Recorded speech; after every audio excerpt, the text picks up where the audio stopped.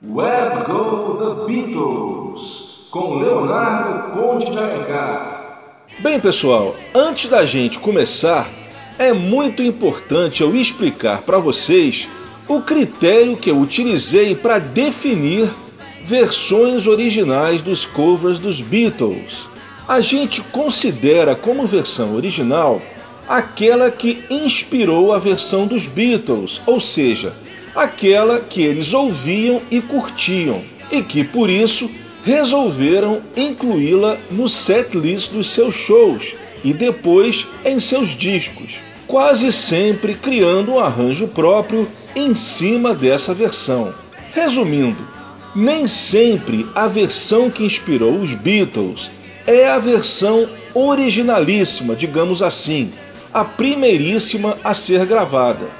Esse caso acontece com 5 dos 25 covers que os Beatles gravaram de 63 a 65, que foi o último ano em que eles regravaram músicas de outros artistas. E a nossa primeira sequência começa com um desses casos, Ain't She Sweet, gravada pelos Beatles em 1961 nas sessões de Hamburgo, ainda com Pete Best, mas que só seria lançada 3 anos depois, em plena Beatlemania, quando a gravadora Polydor percebeu a mina de ouro que tinha nas mãos. Ain't She Sweet é um standard americano, composto pela dupla Milton Ager e Jack Allen, e lançada pela primeira vez em 1927. Nesse mesmo ano, acredite se quiser, houve simplesmente 19 gravações de Ain't She Sweet, sendo que a que mais se destacou foi a de Gene Austин.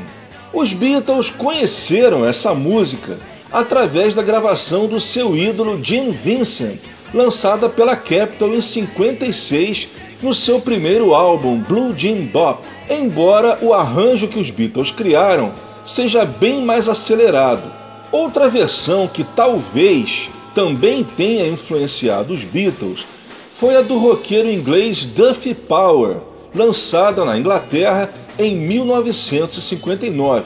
Essa versão não chegou a ser um sucesso, mas era bastante popular nos clubes de Liverpool. Em seguida, a gente já entra nos covers do álbum Please Please Me, que foram todos de canções contemporâneas, todas lançadas um pouco antes do álbum Please Please Me. A segunda da sequência será Anna, de Arthur Alexander, um grande ídolo do John. Essa música foi lançada em single pela gravadora Dot Records em setembro de 62, portanto, apenas 5 meses antes da gravação dos Beatles. Não chegou a ser um hit, foi apenas, como se diz lá fora, um minor hit. Ela atingiu o número 67 da Cashbox e 68 da Billboard. E essa música, Anna, foi uma daquelas gravações que os Beatles não teriam descoberto se não fossem garimpeiros de lojas de disco. Pois é, para quem não sabe, o John, Paul, George e o Ringo, eles costumavam ir todos os dias às lojas de disco de Liverpool para pescar gravações obscuras. As músicas que eles se interessavam eram justamente aquelas que não eram hits, ou então os lados B dos hits. E a Anna foi um dos grandes exemplos disso. O Arthur Alexander, apesar de ser um dos melhores cantores de soul de sua geração, ele não era tão famoso, ele não tinha nem um décimo do sucesso que tinham nomes como Marvin Gaye, Smokey Robinson, Sam Cooke. Mas apesar disso, ele se tornou um dos grandes ídolos dos grupos de Liverpool, e suas canções foram regravadas não só pelos Beatles, como também por vários outros grupos, aliás, nem só de Liverpool, porque ele também foi regravado pelos Stones, que gravaram do repertório dele You Better Move On. Os Beatles só registraram a Anna, mas em compensação, eles também gravaram outras músicas do repertório do Alexander em sessões na BBC e também ao vivo no Star Club. No Star Club há uma gravação dos Beatles de Where Have You Been All My Life, e na BBC, além de Anna, eles também tocaram A Shots of Rhythm and Blues e Soldier of Love. O arranjo dos Beatles para Anna não chega a ser muito diferente do arranjo original, mas os Beatles fizeram algumas modificações. A mais impressionante é que eles aumentaram o tom da música. Na verdade, eles aumentaram 1,5 tom. A gravação original é no tom B e o John canta em D, para você ver o potencial da voz do John Lennon. Além disso, na versão original, o riff da música é feito no piano, enquanto na versão dos Beatles, o George faz em sua guitarra. E eles também substituíram a orquestração pelo coro, pela harmonia de Paul e George. A terceira será Chains, lançada pelo grupo vocal The Cookies. Chains é uma composição de Goffin King, a dupla de compositores preferida de Lennon e McCartney. Chains foi lançada pelo pequeno selo Dimension em novembro de 62. Atingiu o top 20 da Billboard, ficando no número 17. Na Inglaterra foi apenas um minor hit, atingindo o número 50 da parada britânica. E para terminar essa primeira sequência, Boys, lançada pelas Shirelles. Essa música foi o lado B de um dos maiores hits do grupo e também um dos maiores hits dos anos 60, Will You Love Me Tomorrow, uma composição também de Goffin King. Já Boys é uma composição do produtor do grupo, Luther Dixon e Wes Ferrell. Esse single foi lançado em novembro de 62 pelas Scepter Records e atingiu o primeiro lugar da parada, tanto na Cashbox quanto na Billboard. E na Inglaterra foi top 5, ficando no número 4. Enquanto vários outros grupos ingleses na época preferiram gravar o lado A, Will You Love Me Tomorrow, os Beatles, como sempre, preferiram o lado B e criaram um arranjo bem mais roqueiro que a versão original das Shirelles. Esse é o programa Where Go The Beatles, com produção e apresentação de Leonardo Conde de Alencar. Nessa edição número 79, estamos apresentando o especial Beatles Originals, somente com as versões originais que inspiraram os covers dos Beatles. Essa sequência começa com Baby It's You, a segunda canção da Shirelles gravada no álbum Please Please Me. Essa música foi lado A do single lançado em dezembro de 61 e que chegou ao top 10 da parada americana, ficando no 8º lugar tanto da Billboard como da Cashbox. Baby It's You é uma composição do genial Burt Bacharach, com seu parceiro Hal David e também um tal de Williams, que na verdade era pseudônimo do Luther Dixon, produtor das Shirelles. Em seguida, A Taste of Honey, versão de Lenny Welch, lançado em single pela Cadence Records em setembro de 1962. A Taste of Honey é uma composição de Bob Scott e Ricky Marlowe. Ela é original de uma peça da Broadway de 1960 e que depois se transformou em filme no ano seguinte, de mesmo nome, A Taste of Honey. A versão original é apenas instrumental e foi gravada pela orquestra do autor Bob Scott. A primeira versão a ter vocais foi gravada pelo cantor e também ator Billy Dee Williams.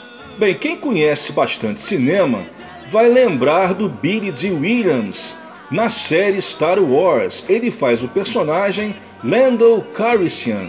O mais curioso é que essa versão, a primeira a ter vocais, a versão do Billy Dee Williams, ela tem a letra quase que 100% diferente da segunda versão, a do Lenny Welch. Alguns artistas que regravaram a Taste of Honey regravaram com essa letra original, como foi o caso, por exemplo, do Johnny Rivers em 66 e também o Tony Bennett, e alguns outros optaram por gravar a letra da versão do Lenny Welch, que foi o caso dos Beatles, embora o arranjo dos Beatles não inclua a terceira estrofe. E a gente vai ouvir, é claro, como segunda dessa sequência, a versão de A Taste of Honey com Lenny Welch. A terceira da sequência, talvez o mais famoso cover dos Beatles, uma música que para sempre ficaria associada ao grupo, Twist and Shout. Aliás, é bom a gente falar nisso, né? Porque eu estou me referindo aqui a Twist and Shout, mas eu acredito que isso que eu falei pode ser estendido a praticamente todos os covers dos Beatles, porque não somente aconteceu com Twist and Shout, mas músicas como Till There Was You, Rock and Roll Music, Roll Over Beethoven, Please Mr. Postman, a própria Anna que a gente acabou de ouvir, todas essas músicas até hoje são bem mais associadas aos Beatles do que aos seus intérpretes originais. O fato dos Beatles terem criado arranjos próprios ajudou ainda mais para que essas músicas ficassem bem mais marcadas com o grupo do que com seus intérpretes originais. A Twist and Shout, ela também tem uma história bastante curiosa. Ela foi lançada pela primeira vez em 1961 pelo grupo Top Notes e foi uma gravação produzida por ninguém menos que Phil Spector.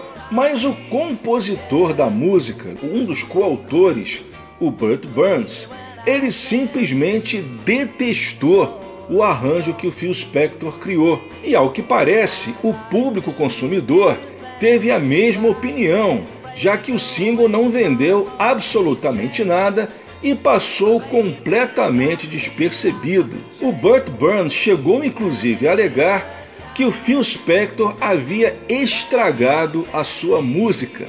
Por causa disso, o Burt Burns resolveu fazer uma nova gravação da Twist and Shout, dessa vez com os Isley Brothers. Aí sim, ele gravou da maneira como ele queria, e não por acaso, a gravação aí sim fez um enorme sucesso nos Estados Unidos, chegando ao 7º lugar da Cashbox e ao 17º da Billboard, em junho de 1962. Esse single foi lançado pelo pequeno selo Wend. Na Inglaterra, ela não chegou a entrar para as paradas, só entraria um ano depois, em julho de 63, depois que a música já tinha se transformado num sucesso dos Beatles. Na Inglaterra, o single chegou ao 42º lugar. E foi exatamente essa versão dos Isley Brothers que inspiraria a versão dos Beatles, que imediatamente após o seu lançamento,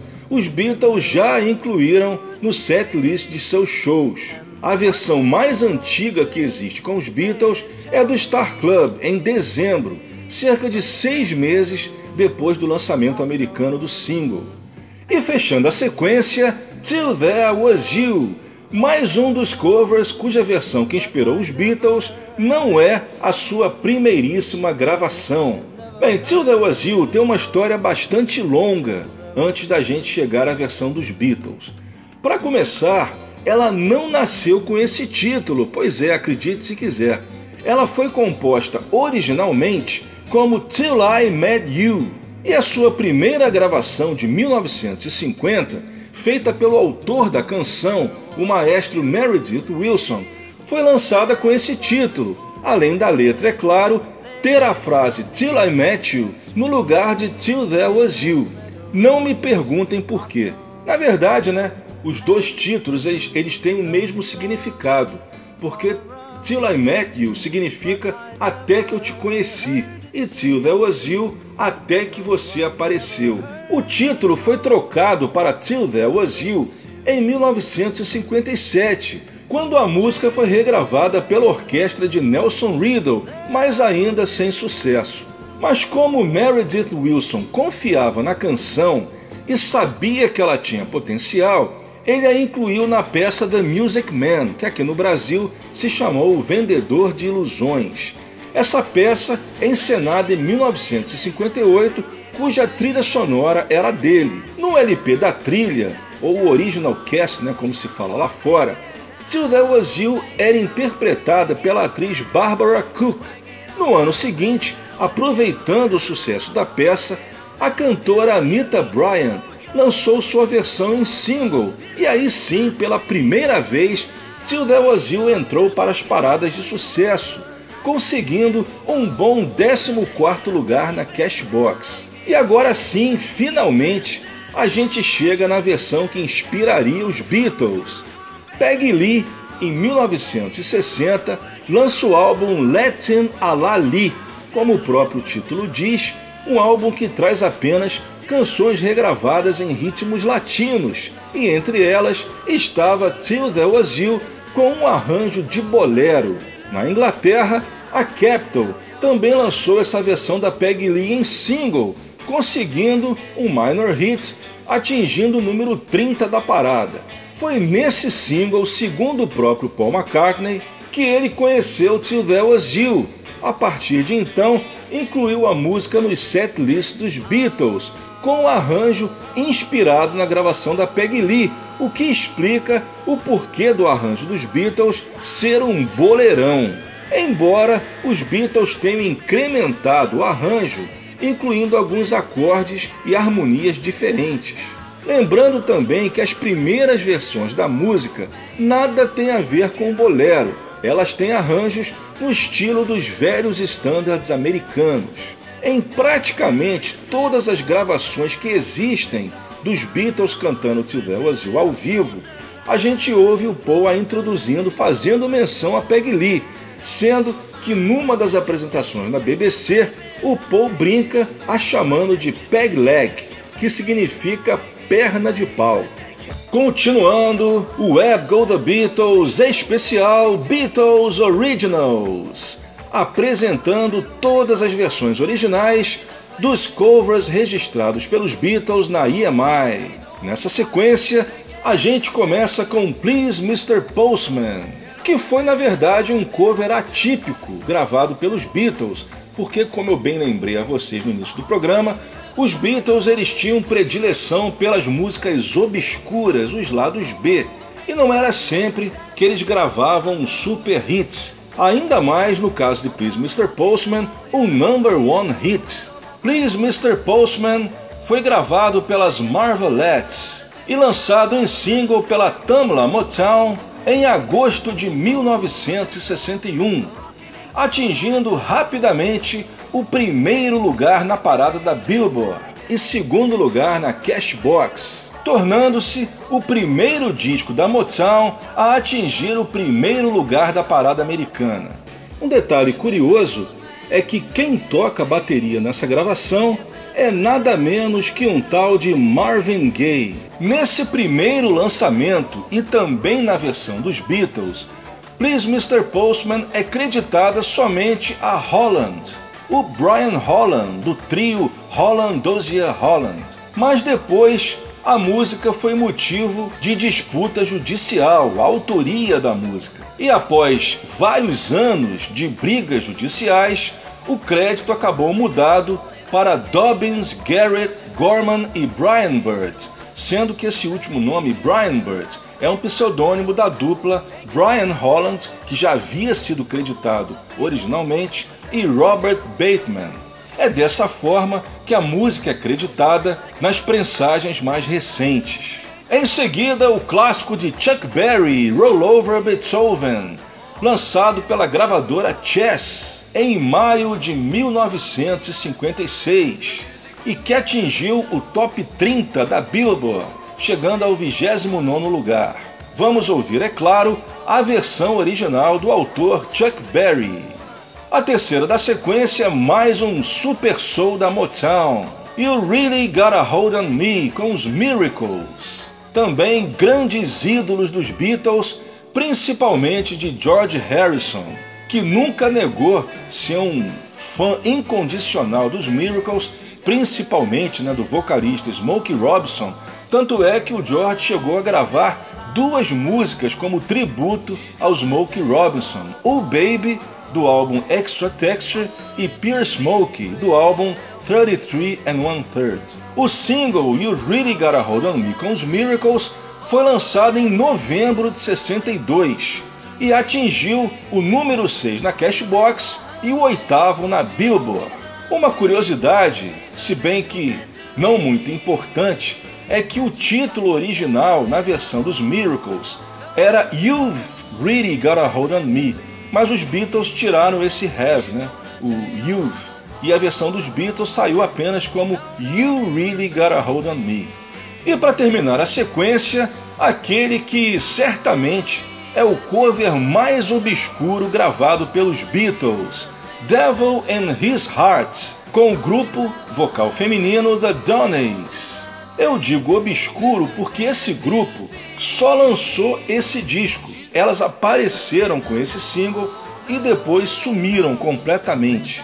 Não se teve mais notícias sobre as integrantes desse grupo. Devil in His Heart, depois transformado pelos Beatles em Devil in Her Heart, foi composta por Richard Drapkin e lançado pelo pequeno selo Brant Records em agosto de 62, tanto nos Estados Unidos quanto na Inglaterra. Mais um exemplo da garimpagem dos Beatles nas lojas de disco de Liverpool.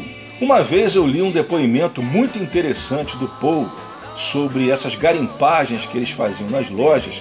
O Paul ele comenta que o legal para eles, né, a vantagem que eles tinham fazendo isso, é que ao apresentarem shows, músicas que ninguém conhecia, fazia com que essas músicas parecessem coisas novas, parecessem composições deles, já que ninguém conhecia. Então isso acabou sendo uma maneira de diferenciar os Beatles dos outros grupos, cuja maioria só tocava as mesmas de sempre, né? Todo mundo apresentava Long Tall Sally, Kansas City, What I Say, então todo mundo tocava. Segundo o Paul, eles começaram, né, a procurar essas músicas que ninguém conhecia, justamente para se diferenciar dos outros grupos de Liverpool. E com certeza o tempo provou que deu muito certo. Nessa quarta sequência a gente começa com o super clássico que fecha o álbum With the Beatles, Money. Versão original lançada por Barrett Strong, mais um lançamento da Motown. Composição de Berry Gordy, o grande chefão da gravadora, com Jenny Bradford. Esse single foi lançado em agosto de 1959 e atingiu o 14º lugar na Cashbox e 23º na Billboard. E também, logo de cara, se transformou num clássico instantâneo de praticamente todos os grupos de Liverpool. Em seguida, a não menos famosa Long Tall Sally, com Little Richard, o grande ídolo de Paul McCartney. Composição do próprio Little Richard, como Richard Penniman, Enotres Johnson e Bumps Blackwell. Uma curiosidade sobre esse crédito é que Enotres Johnson, ele nada tem a ver, na verdade, com essa música. O Enotres Johnson era pai adotivo do Little Richard, e creditá-lo como coautor da música foi, na verdade, um presente que o Little Richard deu para o pai. Ou seja, somente para que ele também ganhasse com os royalties da música. Lançado pela gravadora Specialty em março de 1956 e se tornou um dos grandes hits não só do Little Richard, como um dos grandes hits da era do rock and roll, atingindo o top 10 da parada, chegando ao 6º lugar da Billboard e 8º na Cashbox. E ainda foi melhor ainda na terra natal dos Beatles, atingindo o 3º lugar da parada inglesa. Na Inglaterra, o single foi lançado um ano depois, em março de 57. A terceira da sequência, vamos ouvir a primeira de Larry Williams, que terá ainda mais 2 canções regravadas pelos Beatles. Vamos ouvir Slow Down. Larry Williams era companheiro do Little Richard na gravadora Specialty. Esse single, composto pelo próprio Larry Williams, foi lançado como lado B de Dizzy Miss Lizzy, ela mesma, em março de 1958. Esse single atingiu o número 69 da parada da Billboard. Para terminar a sequência, a primeira de também outro compositor que tem 3 músicas gravadas pelos Beatles, Carl Perkins. Se Little Richard era o grande ídolo de Paul McCartney, Carl Perkins foi o grande ídolo de George Harrison. Matchbox foi lançada pelo autor pela Sun Records em março de 1957 como lado B de Your True Love. que atingiu o número 67 da parada americana da Billboard. Matchbox era uma canção que, na verdade, o Carl Perkins adaptou de um antigo blues chamado Matchbox Blues, de Blind Lemon Jefferson, de 1927. Era muito comum, na era do rock and roll e também nos anos 60, artistas adaptarem blues antigos. O Led Zeppelin, por exemplo, fazia muito isso. Essa sequência ficou somente com músicas do auge da era do rock and roll, Por exemplo, as primeiras sequências, como eu falei para vocês, as músicas do Please Please Me eram todas de canções contemporâneas, músicas lançadas em 61, 62, um pouco antes do lançamento do Please Please Me. Mas a partir assim do Beatles for Sale, a gente nota que os Beatles já começaram a se apegar mais aos grandes clássicos dos anos 50, começaram a voltar atrás no tempo. Essa sequência, por exemplo, a gente tem 4 clássicos da era de ouro do rock and roll, com Barry Strong, Little Richard, Larry Williams e Carl Perkins. Partindo para a 5ª sequência do Where Go the Beatles especial Beatles Originals. A gente começa essa sequência com o grande clássico Rock and Roll Music de Chuck Berry, lançado pela Chess Records em single em setembro de 1957. Foi um dos maiores hits do Chuck Berry, atingindo o 8º lugar do Hot 100 da Billboard e o 14º lugar na Cashbox. A segunda, Mr. Moonlight, original de Dr. Feelgood and the Interns, na verdade um pseudônimo do pianista Willie Lee Perryman, que inclusive, bem antes disso, nos anos 40, 50, já havia gravado com outro pseudônimo de Piano Red.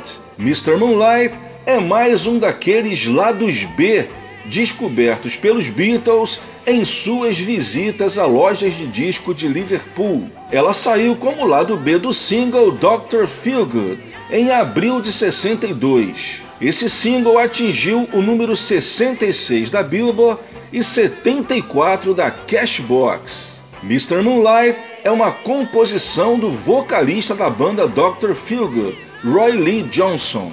Uma curiosidade é que a primeira gravação dos Beatles tocando Mr. Moonlight é a que saiu no álbum ao vivo no Star Club, que foi gravado em dezembro de 62. E o interessante é que a versão que os Beatles tocam no Star Club é uma versão bem mais rápida. Eles criaram um novo arranjo, só que na hora que eles foram registrar em disco, eles optaram por um arranjo bem mais parecido com o original do Dr. Feelgood, que é um estilo mais chegado ao bolero. Um pouco antes do Beatles for Sale, os Hollies, também contratados da Parlophone, também lançaram a sua versão de Mr. Moonlight, e por coincidência, num arranjo bem parecido com o que os Beatles faziam no Star Club. É uma pena que os Beatles também não tenham feito nesse arranjo mais roqueiro. A terceira da sequência será Kansas City, na versão do Little Richard, composição de Lieber Stoller, que é considerada a mais importante dupla de compositores da era de ouro do rock and roll americano e responsável por dezenas de clássicos. Bem, só os gravados pelo Elvis, a gente tem Hound Dog, Love Me, Jailhouse Rock, Treat Me Nice, Trouble, Lovin' You, Little Egypt, isso só para citar algumas. Além dessas gravadas pelo Elvis, também são deles, por exemplo, Stand By Me, Some Other Guy, Ruby Baby, que foi gravada primeiramente pelos Drifters, depois pelo Dion, mas que os fãs dos Beatles conhecem mais na versão do Tony Sheridan, e dezenas de outras músicas. Bem, de Kansas City nós vamos ouvir a versão do Little Richard, lançada em 1958 no seu terceiro álbum, The Fabulous Little Richard, e no ano seguinte em single. Kansas City tem uma história bem longa e também um pouco confusa, mas que vale muito a pena a gente contar. Ela foi lançada originalmente em 1952, portanto, antes do estouro do rock and roll nos Estados Unidos, pelo cantor de rhythm and blues Little Willie Littlefield. Apesar da canção ter sido registrada como Kansas City, a gravadora resolveu mudar o seu título para Kansas City Lovin', embora no selo do single o título aparecesse abreviado para KC Lovin'. Por quê? Também não sei. Nesse primeiro lançamento, a música não fez sucesso nenhum. Passou completamente despercebida pelo público. Ela só viria a ser um hit e um mega hit, diga-se de passagem, primeiro lugar na parada 7 anos depois, em 1959, aí sim, em pleno auge do rock and roll, quando foi regravada pelo Wilbert Harrison, num arranjo muito parecido com o original de 52. Mas bem antes disso, em 55, o Little Richard, então contratado da Specialty Records, registrou sua versão de Kansas City. Aliás, a gente nem pode dizer versão, porque na verdade ele praticamente criou uma nova música baseada em Kansas City. Ele aproveitou a melodia, mas mudou completamente a letra e ainda adicionou uma segunda parte que não existia na versão original, que é justamente a parte do refrão Hey, hey, hey, hey. Só que a gravadora, não se sabe por quê, resolveu não lançar a gravação. O Little Richard então não quis jogar fora o trabalho que ele havia feito e resolveu então gravar a seção que ele havia composto, ou seja, o refrão Hey, hey, hey, hey, como uma música à parte, a desmembrando de Kansas City. Só que, mais uma vez, a Specialty engavetou.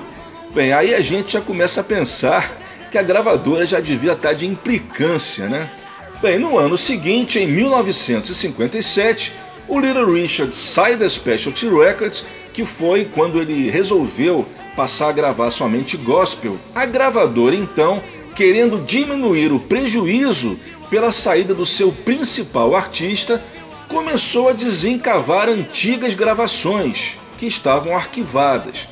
E uma das primeiras a serem lançadas foi Hey, hey, hey, hey, que saiu em 58 como lado B do clássico Good Golly Miss Molly. E no fim de 58, finalmente sai a sua versão de Kansas City, primeiro no álbum The Fabulous Little Richard e depois também em single. Esse single fez apenas um relativo sucesso nos Estados Unidos, ficando nas últimas posições do Hot 100 da Billboard e estacionando no número 95, mas em compensação se tornou um grande hit do outro lado do Atlântico, conseguindo um excelente top 30 na parada inglesa, chegando ao número 26. E foi esse single que tocou a exaustão nas vitrolas dos Beatles e também de vários outros músicos de Liverpool. Muita gente pergunta por que as prensagens originais do Beatles for Sale, a Kansas City está acreditada somente como Kansas City, composição de Lieber Stoller, sem fazer menção a Hey, Hey, Hey, Hey. E nas prensagens posteriores, a partir, se não me engano, de 1980, o Beatles for Sale foi relançado já com crédito como medley, né? Acreditando a Kansas City / Hey, Hey, Hey, Hey, de Lieber Stoller / Penniman, de Richard Penniman. Inclusive, até a capa mudou, né? Para colocar o novo crédito e também o novo nome da música como medley e também o selo. O que aconteceu? Vocês se lembram que eu expliquei para vocês que o Little Richard gravou a sua versão de Kansas City em 55 e foi uma versão que não era um medley, foi apenas uma adaptação do original. Ele mudou a letra, manteve a melodia, né, a primeira parte da melodia e criou uma seção nova, uma parte nova com o refrão Hey, Hey, Hey, Hey. Ou seja, essa parte da música fazia parte do arranjo do Little Richard. Não eram duas músicas. Ele não exigiu créditos para a adaptação. Ele considerou simplesmente como um novo arranjo. E a música foi lançada, a versão dele, apenas como Kansas City, creditada a Lieber Stoller.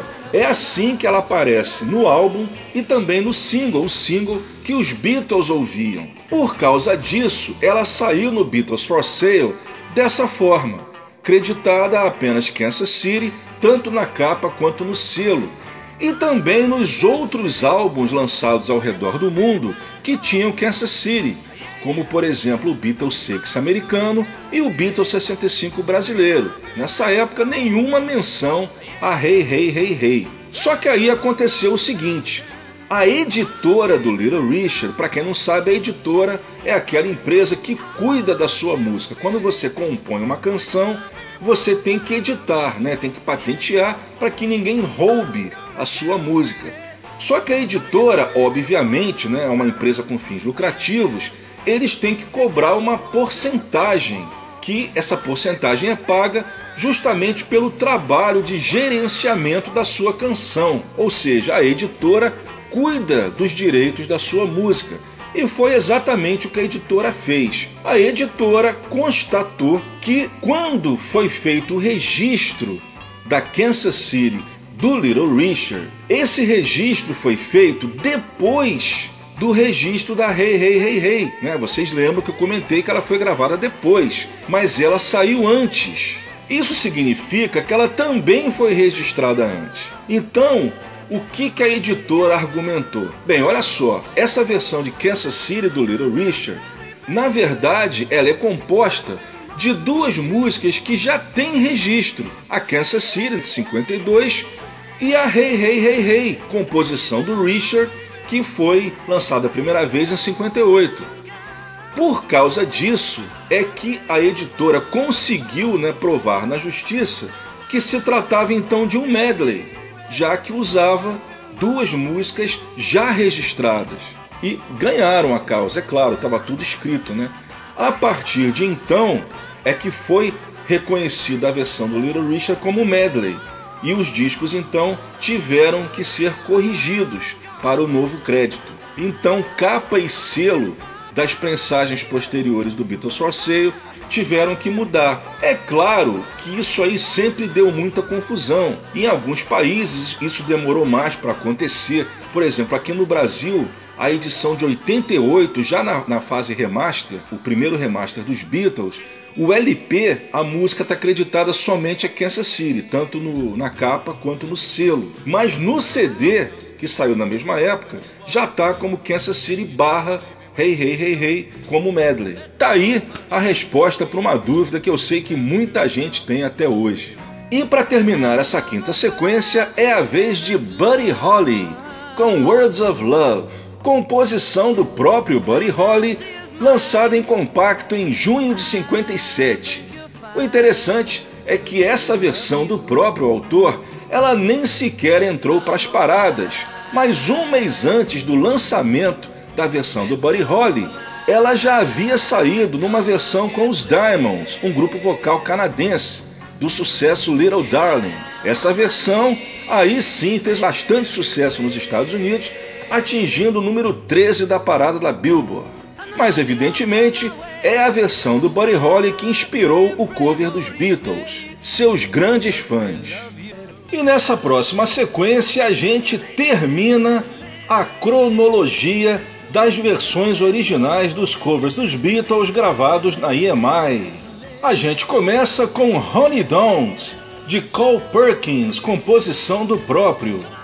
Honey Don't foi lado B do mega hit Blue Suede Shoes, que atingiu o segundo lugar tanto da Billboard quanto da Cashbox em março de 56. E que também foi um grande hit na Inglaterra, chegando ao 10º lugar da parada.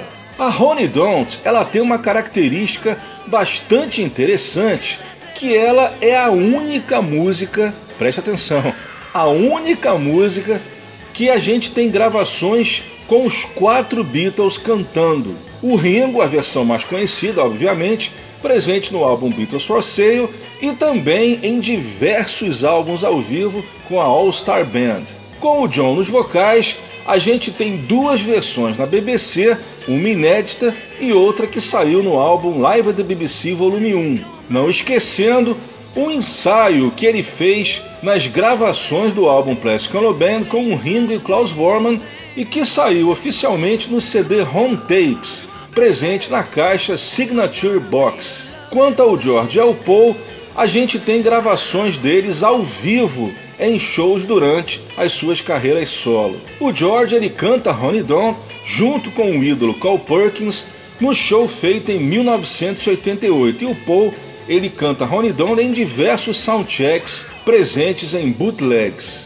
Em seguida a gente continua com Carl Perkins e a última faixa do álbum Beatles for Sale, Everybody's Trying to Be My Baby, lançada pela Sun Records em 1957 no LP Dance Album of Carl Perkins. Um detalhe interessante é que essa música, apesar de ter sido creditada ao Carl Perkins, ela na verdade é uma adaptação de uma antiga canção do artista country Rex Griffin, lançada em 1936. Não se sabe por que, quando a música foi lançada pela Sun Records, eles não deram crédito ao autor verdadeiro, o Rex Griffin. Saiu apenas creditada pelo autor da adaptação, o Carl Perkins. E foi dessa forma que ela também saiu no álbum dos Beatles. A terceira, mais um cover, que na versão dos Beatles teve vocal de Ringo Starr, Act Naturally, de Buck Owens, que lançou essa música num single também da Capitol em março de 63. Não chegou a aparecer no Hot 100, mas em compensação foi primeiro lugar na parada country da Billboard. Act Naturally é uma composição de Johnny Russell e Vonnie Morrison. Não esquecendo que em 1989 o Buck Owens chamou o Ringo Starr para um dueto para uma nova versão de Act Naturally, que inclusive ganhou um excelente videoclipe que na época foi transmitido pela MTV. Essa versão de Act Naturally em dueto do autor da gravação original e o autor da versão mais famosa também foi lançado na coletânea Photograph The Very Best of Ringo Starr, que saiu em 2007. Uma outra curiosidade sobre Act Naturally é que as 3 versões dessa música todas foram lançadas pela Capitol. A versão original do Buck Owens, de 63, a versão dos Beatles, de 65, e também a versão com os dois juntos, de 89. E a gente termina com 2 petardos de Larry Williams, Dizzy Miss Lizzy e Bad Boy. Dizzy Miss Lizzy foi lançada pela Specialty Records em abril de 58 e atingiu o número 69 da Billboard. Bad Boy, também um lançamento da Specialty, em janeiro de 1959, ambas composições do próprio Larry Williams. Bad Boy não chegou a entrar nas paradas e foi, como eu falei para vocês, mais uma daquelas músicas descoberta nas garimpagens dos Beatles nas lojas de disco em Liverpool. Essa música foi o último cover lançado pelos Beatles na Inglaterra em 66 no álbum A Collection of Beatles Oldies. Embora nos Estados Unidos ela tenha saído bem antes, em junho de 65, no álbum Beatles 6. E aí, tava pensando que já ia ouvir Any Bird Can Sing? Calma que ainda não é hora do nosso tema de fechamento, porque eu vou aproveitar que ainda temos um pouco mais de tempo e vou tocar 2 bonus tracks para vocês. 2 covers que os Beatles gravaram na EMI, mas que só seriam lançados mais de 30 anos depois, no Anthology 1, em 1995. Bessame Mutual e Leave My Kitten Alone. Bessame Mutual foi registrada pelos Beatles, ainda com o Pete Best, na sua primeira sessão de gravação na EMI, lá em Abbey Road, no dia 6 de junho de 62. Segundo Paul McCartney, os Beatles conheceram Bessame Mutual na versão dos Coasters de 1960, que fez apenas um relativo sucesso, atingindo o número 80 da Billboard e 53 da Cashbox. Os Coasters, um dos mais importantes grupos vocais dos anos 50, tinham como característica principal as músicas em tom de comédia, os famosos novelties, como, por exemplo, Poison Ivy, regravada pelos Stones, entre outros, Yakety Yak, Young Blood, gravada pelos Beatles na BBC, e Searchin', também gravada pelos Beatles na Decca. E com o seu arranjo de Bessame Mitchell não foi diferente, como vocês vão perceber. O curioso é que os Beatles realmente podem ter conhecido essa música ouvindo a versão dos Coasters, já que foi essa versão que tocava na época do rock and roll. Mas o fato é que os Beatles criaram um arranjo bem próprio, inclusive com riffs e algumas sequências de acordes criados por eles. Bessame Mitchell foi escrita em 1940 pela compositora mexicana Consuelo Velázquez, e a sua primeira gravação foi feita no ano seguinte por Emílio Tuero. Já a sua primeira gravação em inglês, com letra adaptada por Sunny Skylar, foi feita pelo cantor e ator Pedro Infante, em 1951, para o filme mexicano A Toda Máquina. Depois disso, a canção ganharia o mundo e é hoje considerada a canção latina mais regravada de todos os tempos.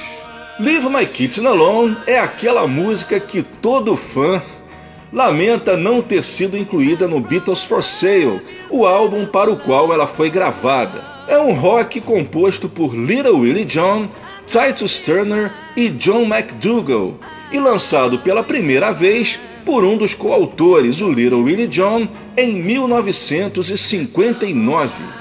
Mas a versão que eu vou mostrar para vocês é a do Johnny Preston, gravada pela Mercury em 1961, e que, de acordo com Paul McCartney, era a versão que os Beatles costumavam ouvir em Liverpool.